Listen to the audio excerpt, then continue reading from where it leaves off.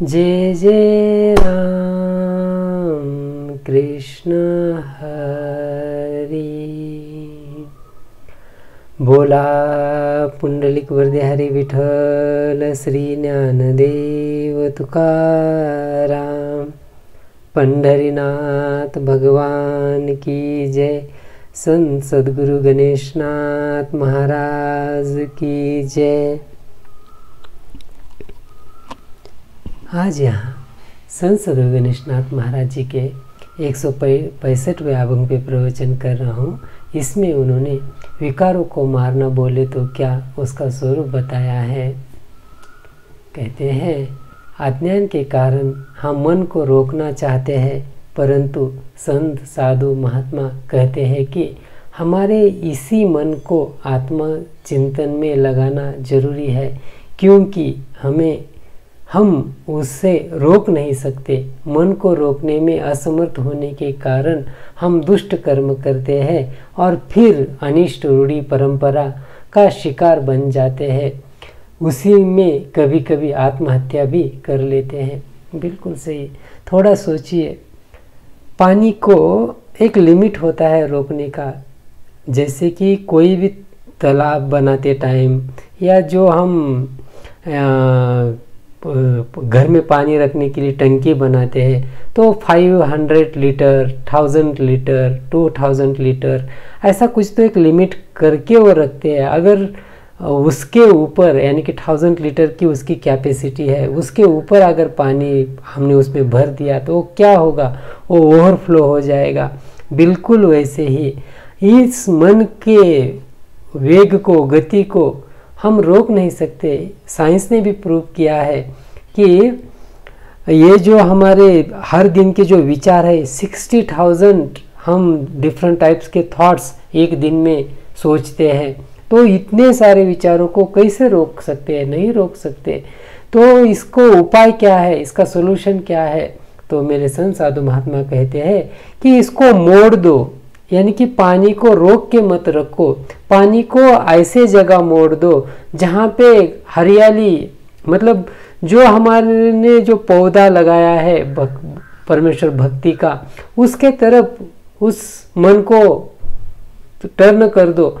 उससे क्या होगा, एक तो रोकने का प्रेशर हमारे देह के ऊपर नहीं आएगा, साथ ही साथ वो मन उसके तरफ आकर्षित हो जाएगा, वो प्रभु नाम के चिंतन में लग जाएगा।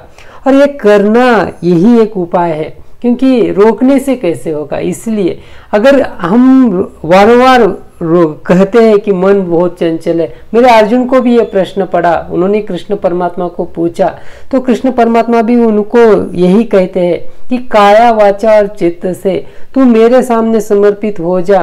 पता है कि मन बहुत चंचल है, सहजता से वो कंट्रोल में नहीं आता, परंतु प्रयास करने से, वारंवार प्रयास करने से डेफिनेटली हम उसको कंट्रोल कर सकते। कंट्रोल बोले तो उसको उस तरफ जो हमारा आत्मा चाहता है, जो प्रभु, बहुत बार हमने देखा भी होगा, जाना भी होगा कि हमें लगता है कि प्रभु नाम का चिंतन करे या सत्संगत में जाए या कीर्तन सुने, परंतु मन या 10 इंद्रियां कहीं दूसरी बातों में आसक्त होने के कारण उधर वो खींच के लेके जाते हैं। तो वैसे अगर हम धीरे धीरे प्रयास करेंगे तो उस मन को उस सत्संगत में लगा सकते हैं। इसलिए, और अगर हम ऐसा नहीं करेंगे और ऐसे ही मैं रोक सकता हूँ बोल के बिठा देंगे एक ही जगह, ऐसे सत्संगत नहीं करेंगे, कीर्तन नहीं सुनेंगे, भजन नहीं सुनेंगे, प्रभु का नाम चिंतन नहीं करेंगे, और ऐसे ही हम कहेंगे कि मैं मन को रोक सकता हूँ, तो वो इम्पॉसिबल है। क्यों? उसका रीजन, फिर वो ट्रेस आएगा, टेंशन आएगा, और वो जो विचारों का जो ये है बाढ़, वो हम सह नहीं पाएंगे और वो स्फोट हो जाएगा। बोले तो हम फिर एक तो आत्महत्या करेंगे, जगत छोड़ देंगे, या कुछ तो ऐसा ग्रहण करते करेंगे जिससे हम बर्बाद हो जाएंगे। तो थोड़ा सोच समझ के मन को रोकने का प्रयास मत कीजिए, उसको प्रभु के चिंतन में लगा दीजिए। देह को अनेक प्रकार के कष्ट देते हैं या खाना छोड़कर शरीर को जीर्ण कर देते हैं, तो फिर परमेश्वर प्राप्ति की साधना हम कैसे कर पाएंगे? बिल्कुल सही। थोड़ा सोचिए, जब ये गौनी भक्ति हम करते हैं शुरू की अवस्था में, ज्ञान प्राप्त करके या समझ के कि परमेश्वर परमात्मा का स्वरूप कैसा है, परमेश्वर परमात्मा कहाँ है, हमारा आत्म स्वरूप क्या है, ये जाने बिना अगर हम अंध भक्ति करेंगे तो ऐसी बातें हम करेंगे, यानी कि अग्नि के ऊपर चलना, मुंह में वो सुई डालना या कुछ भी, मतलब देह को तकलीफ देना या उपवास करके भूख मतलब मार देना, या यानी कि अन्न का त्याग करना और कितने दिन ऐसे उपवास में रहना, तो ये सभी क्या है, ये विनार्थक है। मतलब एक पर्टिकुलर ठीक है, एक थोड़े समय के लिए ठीक है, या उसके पीछे हमारा शुद्ध भाव तो है तो वो ठीक है, परंतु ऐसा देह को कष्ट देकर हमें क्या प्राप्त होगा? उससे तो हम खिन्न हो जाएंगे, उदास हो जाएंगे। अगर हम जग से प्रसिद्धि पाना चाहते हैं तो वो सब, मतलब देखो वो तो अग्नि के ऊपर चल रहा है, ऐसा लोग कहे इसलिए अगर हम वो कर रहे हैं तो वो परमेश्वर प्राप्ति की साधना कहाँ हो गई? वो तो सिर्फ दुनिया कहे इसलिए हम कर रहे हैं। तो ये ऐसे बातें छोड़ दीजिए, क्योंकि ये परमार्थिक साधना है ही नहीं, आध्यात्मिक साधना है ही नहीं, क्योंकि आध्यात्म का संबंध है आत्मा से, यानी कि खुद के स्वरूप से। वहाँ पे दूसरों का कोई संबंध आता ही नहीं। तो इसलिए दुनिया को दिखाने के चक्कर में मत पड़िए, नहीं तो फिर हमारा समय भी बर्बाद, देह भी बर्बाद हो जाएगा। और ये साधन या ये मार्ग ही नहीं है। मेरे संत साधु महात्मा ने ऐसा कभी भी करने के लिए नहीं कहा है। अगर करना है आपको तो अंतकरण के विकारों को त्याग कीजिए, यानी कि काम, क्रोध, लोभ, मोह, मद, मत्सर, ये जो विषट विकार है इनको बाजू को कीजिए। अंतकरण में कोई भी दूषित भाव मत रखिए, तिरस्कार, किसी का भी दोष, निंदा, ये सब करना छोड़ दीजिए। करना है तो ये कीजिए, फिर हम समर्थशाली बनेंगे। ऐसे अग्नि के ऊपर चलने से हम कैसे समर्थशाली बनेंगे? सिर का त्याग करना, इसका मतलब अहंकार को त्याग कर संत महात्माओं के या परमेश्वर परमात्मा के शरण में आना, परंतु इसका गलत मतलब निकालकर हम सिर कटाते हैं, कभी खुद का तो कभी दूसरों का। बिल्कुल सही। थोड़ा सोचिए, जिहाद का मतलब क्या होता है? कुरान में जिनको हम हमारा आदर्श मानते हैं, मेरे प्रेषित मोहम्मद पैगंबर जी, उनका स्वरूप देखिए। उन्होंने एक भी युद्ध नहीं किया, एक भी मनुष्य वध नहीं किया और मक्का के ऊपर साम्राज्य स्थापित किया। वो हमारे सामने इतिहास है। अब ये जानकर ये जिहाद के नाम पे हम लोगों को मारने निकले हैं, तो ये कैसे ऐसे होगा? या फिर कोई भी, यहाँ धर्म का संबंध धर्म से ही है, यानी कि दया, क्षमा, शांति से है। ये बाकी का जो हम कर रहे हैं अभी, मनुष्य हत्या हो, एक दूसरों को मारना हो, पीटना हो, दंगल गढ़ाना हो, या ये झगड़े जाति जाति धर्म धर्म में, ये सभी अधर्म है। इसको कोई भी धर्म नहीं कह सकता, क्योंकि हर एक धर्म में एक अधर्म छुपा है, ऐसा झूठा ज्ञान छुपा है, अनिष्ट रूढ़ी परंपरा छुपी है। तो इसलिए ये जो युद्ध का प्रसंग, ये जो दंगलियां घटते हैं, गाड़ियां जला जाती है, घर जलाए जाते हैं, लोगों को मारा जाता है, पीटा जाता है, ये जरूरत ही नहीं है, क्योंकि किसी भी धर्म में ऐसा करने के लिए नहीं कहा गया है। आप बाइबल पढ़िए, कुरान पढ़िए, गीता पढ़िए, या जो भी आपका धर्म ग्रंथ है, गुरु ग्रंथ साहिबा पढ़िए, आपको पता चलेगा अष्टांग मार्ग, पंचशील तत्व, ये सब क्या कहते हैं हमें। सभी यही कहते हैं कि अंतकरण में दया रखो, करुणा रखो, क्षमा रखो, प्रेम से जियो, इंसान है तो इंसान के जैसा जियो, यही कहते हैं। परंतु हम वो तो नहीं करते। कुछ तो संदेश का गलत मतलब निकालकर दूसरों का सर तो काट देते हैं, या जिहाद के नाम पे मैं मर मिटने के लिए तैयार हूँ बोल के मर मिटने निकलते हैं। कहाँ भगवान को अच्छा लगेगा क्या?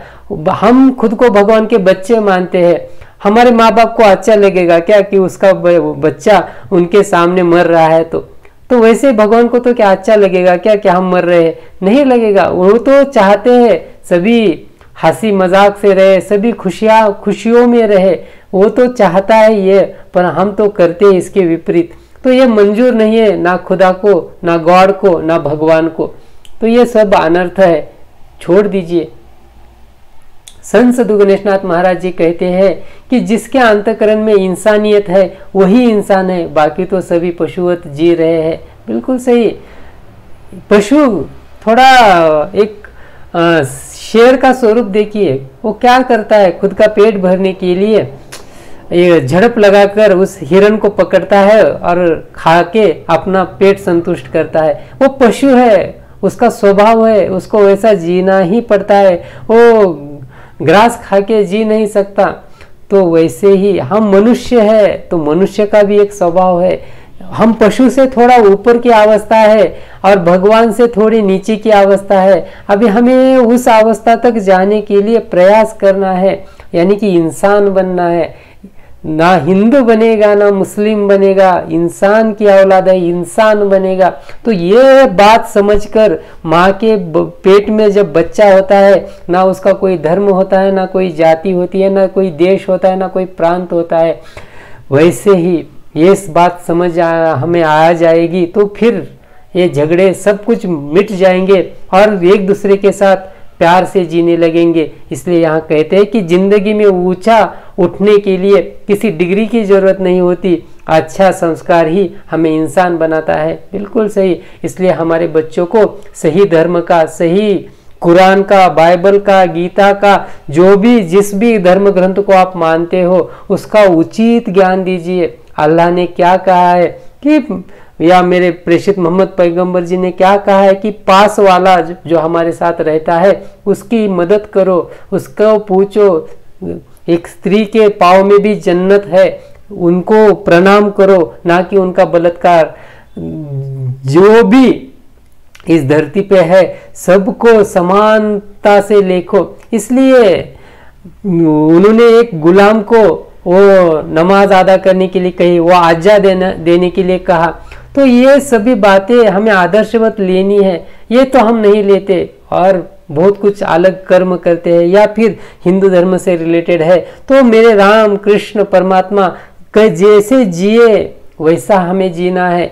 खुद का स्वरूप जानकर, आत्म स्वरूप जानकर, आंतरिक विकारों को मारकर इस मन को परमेश्वर परमात्मा के तरफ, उस परमेश्वर नाम चिंतन में लगाना बहुत जरूरी है। गीता भागवत पढ़ना बहुत जरूरी है। आज समाज में सच्चे धर्म के ज्ञान की एक ऐसा एक मतलब स्वरूप न होने के कारण या उन आने वाली जनरेशन को पता न होने के कारण ये भ्रष्ट हो रहे हैं, इनको पता ही नहीं ये ज्ञान, और इसलिए वो जो कोई सामने वाला बोलता है उसके ऊपर भरोसा रखते हैं और एक दूसरे को गालियां देने में, एक दूसरे के साथ झगड़े करने में वो धर्म मानते हैं। परंतु धर्म कभी धर्म से युद्ध नहीं करता, धर्म तो अधर्म से युद्ध करता है। दया, क्षमा, करुणा, शांति ये धर्म है, और हिंसा, पशु हत्या या जो भी अनिष्ट रूढ़ी परंपरा है ये सभी अधर्म है। तो हमें क्या करना है, प्यार से इन सभी दुर्गुणों को जीतना है,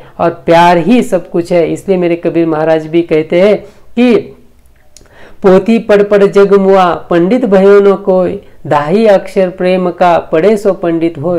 इसलिए हमें प्रेम युक्त अंतःकरण से ही इस समाज में जीना है और प्रेम का ही प्रचार प्रसार करना है। इससे ये संपूर्ण मनुष्य जात सुखमय हो जाएगी। गणेशनाथ गणेशनाथ गणेशनाथ गणेशनाथ गणेशनाथ गणेशनाथ गणेशनाथ गणेशनाथ। बोला पुंडलिक वरदेहरी विठ्ठल श्री ज्ञानदेव तुकाराम। पंढरीनाथ भगवान की जय। संत सद्गुरु गणेशनाथ महाराज की जय।